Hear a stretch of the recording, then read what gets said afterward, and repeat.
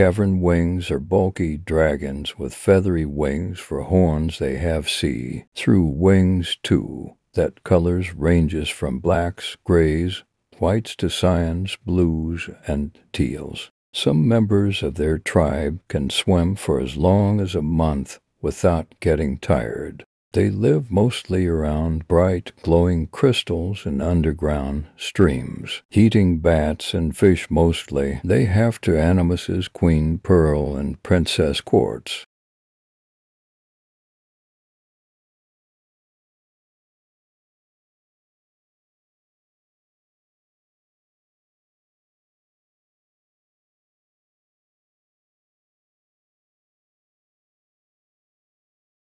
Valley wings are carnivorous dragons that lives near and in a valley with feathers for horns, with prehensile tails and feathers on their chest, legs, and feathery wings, with some members of their tribe having frills. Night vision and location. There are no animuses alive, but their genes are there. When they use their night vision, their pupils turn bright white.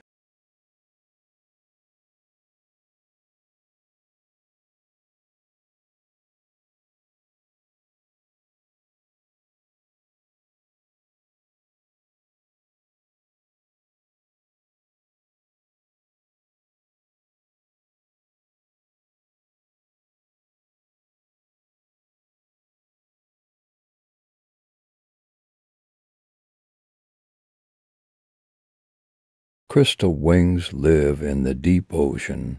They are a carnivorous tribe. They have a lanky body with curving horns and crystals on their wings, tails, and backs.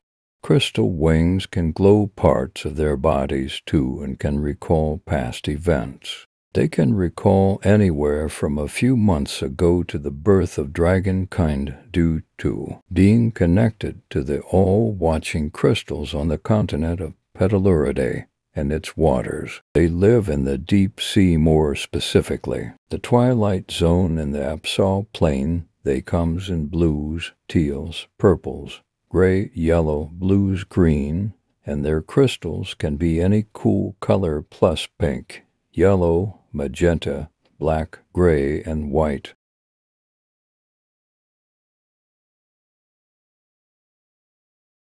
Reef wings are medium-sized dragons and are carnivorous, with twisting and curving horns. A few members of this tribe has frill they can use as they can breath out smoke to make other dragons to go to sleep and electrify their scales, shoot out electricity underwater, or a electricity blast. They live in reefs and eat a mix of mostly seafood and sea birds. They come in all colors. Their blood can be anywhere from pink, teal, red, purple.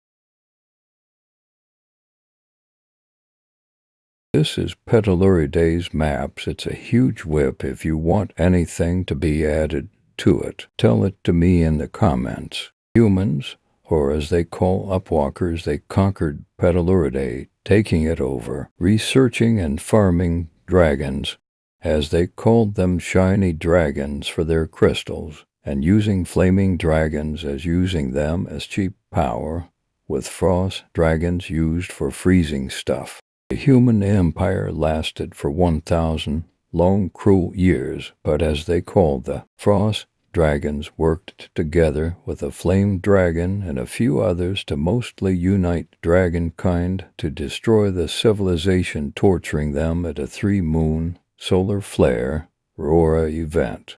This caused dragons to rise in strength and size, causing them to be able to end human civilization, also leading to the first animus and fire scale.